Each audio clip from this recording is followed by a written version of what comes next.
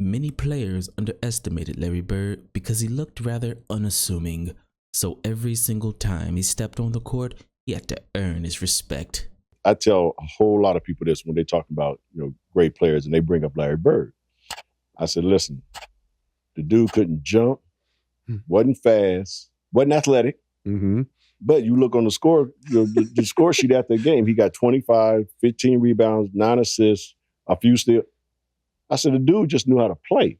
And in Game 4 of the 1984 NBA Finals, Hall of Famer Kareem Abdul-Jabbar decided that this was his chance to really test Larry Bird's toughness, and he did it in the most disrespectful way possible. Kareem, double. Bird fights. Kareem swings the elbow, and now is yelling at Larry Bird. Jaw to jaw. And they better pull him apart.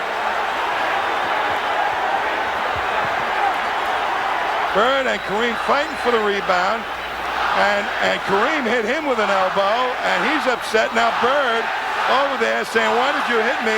And Kareem saying, listen, pal, get off my back. Larry Bird was hit in that jaw, and I guess Kareem drew a little blood. And by the end of the game, Larry Bird made sure that not only Kareem, but each and every Laker would instantly regret it. But why was there so much animosity between two all-time great players? Well, the first reason is because this was the very first time that Larry Bird's Celtics and the Los Angeles Lakers had ever matched up in the playoffs. So the hatred surrounding these two teams had been building for the last 5 years. And we all know how much we hated them and they hated us. I hate Larry Bird. I hated him. I hated Larry. It just went like that. There's no other word to really use. What I hated about the Lakers, just the way they walked into a building, man. It's like they wanted to think that they were better than us. And that, I think, created that much more animosity. And the second reason is because Larry Bird was the greatest trash talker of all time, and the Lakers couldn't handle it. And then you got that arrogant, cocky Larry Bird trash talking all the time. And was he really arrogant? Was he really, really arrogant? Well, yeah, he could back it up. So when you're arrogant and you can back it up, you're not arrogant, you're just good. And Larry was good. Things he would say to you would stick there. I mean, if it was just a simple "Coop, I'm wear you out this play," or face, but he scored 2 points and in your face. He didn't have to go the extra 2 words he'd just say face. Larry Bird, to me, it was so much fun playing against him because he talked so much shit. He hit you with, you jump high, but you don't jump that high. You can't get this. He hit you with, listen, guys, don't worry about the play. I'm going to go right over here, catch it, and shoot it in y'all face, and ain't a damn thing y'all can do about it. And he did it. And I remember talking about, he talked a whole lot of shit, but I guess it ain't shit talking if you backing it up. Yeah, I'm just talking. He was backing it up. But before Larry Bird could trash talk the Lakers, he had to trash talk his own teammates for how badly they played the game before. The 84 finals provided us with so much fodder because it was anticipated. It was 5 years in before Larry and Magic finally had a direct confrontation. And the way that series unfolded, the Lakers carry them, bury them in Boston game 1, and the Celtics and only pull out game 2 with Gerald Henderson makes the great steal that saved the game. It's 113 to 111. Well, they're going to try and make a steal here, and they got their best defensive team in there right now. And it goes quickly in now to Magic. Back over to Worthy, and it's picked off. Goes to Henderson, he lays it off and in. It's all tied up. A great play by Henderson. They get destroyed in game 3. And here's the LA break. Cooper and Magic Johnson. The Los Angeles Lakers look like nothing could stop them. The Celtics cannot handle the speed of the Lakers. That's when Larry came up with the "We need 12 heart transplants," and we played like sissies, quote unquote. This has to be one of the most decisive routes in championship game history. We went in the locker room and Larry made the famous statement that we play like sissies. Bird called his teammates sissies, challenged the entire squad. We got some great players on this team, but we don't have the players with the heart sometimes that we need. Today, when you see Magic slapping high fives and guys going behind their back and shooting layups on us all day long, it seems that somebody would try to put a stop to it. But until we get our hearts where they belong, we're in trouble. But little did Larry know that Game 4 would be one of the most intense, physical, and hard-fought games in NBA playoff history. And it got ugly. The tip controlled by Boston. Going right to the hoop is Cedric Maxwell, and he's fouled. First period, Robert Parrish, who's gone inside, misses outside. But there's Larry Bird with the offensive rebound. Anderson is short with it. Cooper getting the break to Johnson. To Rambis. Ball in the Celtics. Parrish is blocked by Kareem. Bird gets the layup. Boy, how he knifes his way in. In practice, we said that day that the physicality was going to be ramped up. They wanted to play a pretty game, and damn it, we were going to make it an ugly game. Now Kareem with McHale guarding, feeds Cooper. The Celtics just have not been able to pick up that cut. Larry Bird backed up Michael Cooper into the photographer's lane as he got the inbounds pass. 37 steal by James Worthy.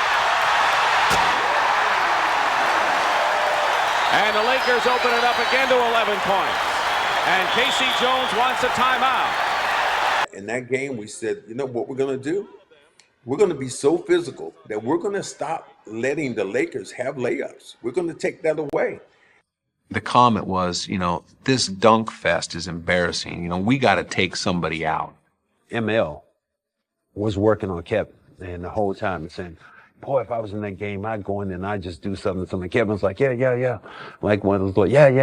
I'll do it. Johnson is short with it. Here's Kareem, outlet to Worthy. Rambis. And now let's watch it. Cooper and the Celtics, and now the bench is empty. He was decked by two Celtics and hit the floor hard, and both benches have emptied. And you knew this was going to happen. You could see it coming. Tell us all, when he clotheslined you like that, what was on your mind? Well, first of all, it was survival. I mean, because the last thing I kind of saw was your feet in the air. It was my foot. It looked like it almost hit the rim. Yeah. So I'm coming down. So I got up and I saw Kevin McHale, and I'm just going to go run and jump and throw a fist as hard as I can. Just wring his neck out there, do whatever I could to get back at him. Because it's not a basketball play. Right. It was an unfortunate incident. It was just a case of two people running in opposite directions, and I reached out to grab him like this, and he was running so doggone fast that my arm just kept going. I couldn't get my other hand around him to grab him. I did try to grab him. I've stated this before. If there's anybody on that team I wouldn't want to hurt, it's Kurt. You see it, I saw it, and in my mind, that was as flagrant a foul as I've ever seen. The funny thing about that whole episode was that I just go to the free throw line and shoot my 2 free throws. And the game goes on. Right. No replay, no ejections, no fines, no nothing. You just go back and play. Yeah. Did y'all hear that? No instant replays, no ejections, no fines. They just settled it on the court. Don't you love that there was a physical play in a game that is a signature play, not a slam dunk? And I love the animosity. The physicality in the NBA should be a lot more than it is at Sports Fitness Club of LA. When you catch something, you got to knock it down, to slow it down, and that's what they did. And just all hell broke loose. Kareem, double. Bird fights Kareem, swings the elbow, and now is yelling at Larry Bird. Jaw to jaw. And they better pull him apart. Bird and Kareem fighting for the rebound. And Kareem hit him with an elbow, and he's upset. Now Bird over there saying, why did you hit me? And Kareem saying, listen, pal, get off my back. Larry Bird was hit in that jaw, and I guess Kareem drew a little blood. You would have threw Kareem out of this game. You think about right. it. He would have been thrown out of the game for the elbow. Kevin McHale would have been out of the game. So the new NBA, if you put this tape right now and make some of these guys watch the NBA, who are in the NBA right now watch this and they go, oh my God, this was grown-ass man basketball. And after that, Larry Bird got his revenge in one of the most iconic playoff games in NBA history. And he did it while giving the Lakers a master class in the art of trash talk.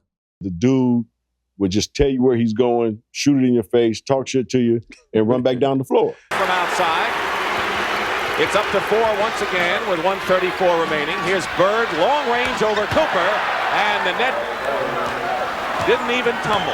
And he did that to us in the finals. He was like, guys, don't worry about it. I'm going to go right over here to the corner. I'm going to catch the ball, I'm going to shoot it, and ain't shit y'all can do about it. Get a technical. The tip controlled by the Celtics.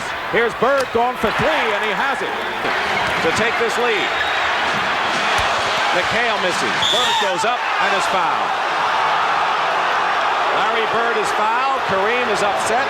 It's been a common scene tonight here in game number 4. And basketball, to me, is a psychological game. It's a game that you get into somebody else's head. And you get into somebody else's head because you can talk them out of their game. If you're a real player, you don't let nobody talk you out of the game. You just go, okay, all right. I'll see you in about 2 minutes, brother. Don't worry about it. Our reaction was too personal. We should have reacted as a team on the court. We tried to deal with it personally and individually, and that didn't work for us. Magic with 7, with 6. Magic takes the ball and they throw. Magic throws it away. Look at this. 3 seconds. Intercepted by Parrish. Magic threw it right to Parrish. Tragic Johnson's what we called him then, because he made a couple of bad plays. 35 seconds remain. We're in overtime. Tied at 123. He misses the first. Johnson misses them both. Bird the rebound, and the Celtics want a timeout. And with the score tied up with 34 seconds to go in overtime, Larry Bird gives us one of the signature moments of his entire career. Dennis, he told me this one story. We were playing, I guess it was in 84, 85, one of the series, but Casey Jones was drawing up a play. And Larry was kind of like watching, and then finally Larry said, hey, coach, give me the fucking ball till everybody get out the way. I love that story because that's dominance there. That's some shit only great ones say.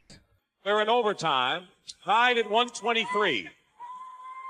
Casey drawn up the play for coming out of the huddle, and Larry turned and said, you guys want to win the game?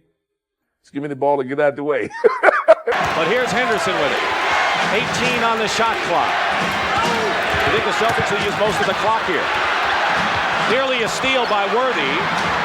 Dennis Johnson with Cooper all over him. He can't do a thing. Bird turnaround, hits.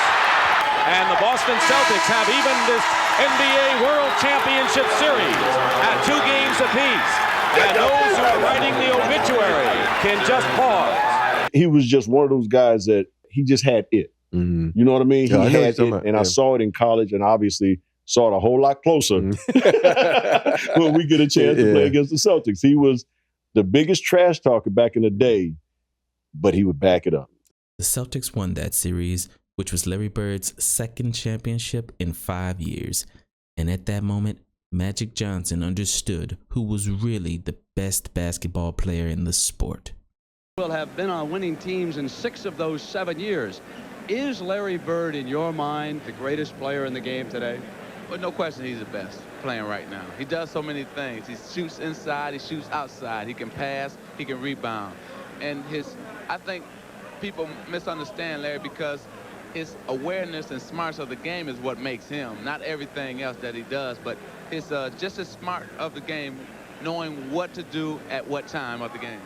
And as far as Kareem is concerned, I think it's safe to say that he learned his lesson, because after that, Kareem never disrespected Larry Bird ever again. Who was the best player you played against? The best guy I played against might have been, Larry Bird. The chubby white guy, he wore us out, man. Because this muscle here, the one between his ears, that was his best, because he made the 3-pointers and he had assists and rebounded, steals. He was always at the right place at the right time on the court. One of the great players I had the opportunity to play against.